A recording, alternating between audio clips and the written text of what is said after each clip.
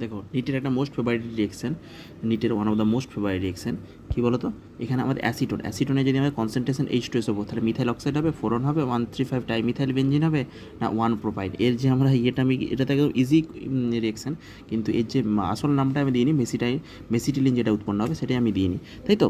দেখো এখানে কী উৎপন্ন হবে, কীভাবে উৎপন্ন হয়, এটা কীভাবে উৎপন্ন হয়, CH3, এখানে হচ্ছে C11O, এইটা হচ্ছে আমাদের CH3। এখানে ওয়াটারটা এখান থেকে এলিমিনেট হয়ে যায়, কীভাবে এলিমিনেট হয়ে যায় দেখে যাও। এখানে হচ্ছে আমাদের CH3, এখানে CH3, এখানে আছে আমাদের CH3, এখানে হচ্ছে আমাদের CH3, আর এই হচ্ছে CO।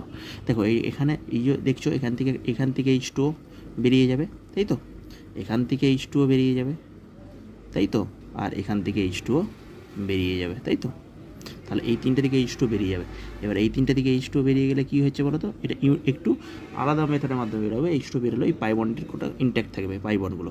তাহলে এখানে দেখো এই C আর এই সির মধ্যে একটা পাই বন্ড দিয়ে দাও, আর এই C আর এই সির মধ্যে একটা পাই বন্ড দিয়ে দাও, এই সির মধ্যে পাই বন্ড দিয়ে দাও, আর এখানে হচ্ছে তিনটে CH3 আছে, তাই তো।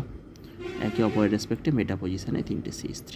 তাহলে এটার নাম কি, মেসিটিলিন, এটার নাম কি মেসিটিলিন। তাহলে অ্যাসিটনে আমাদের যদি কনসেন্ট্রেশন H2SO দিয়ে মেসিটিলিন উৎপন্ন হয়, আর মেসিটিলিনটা কী বলতে পারি, 135 ট্রাইমিথাইল বেঞ্জিন, তাই তো।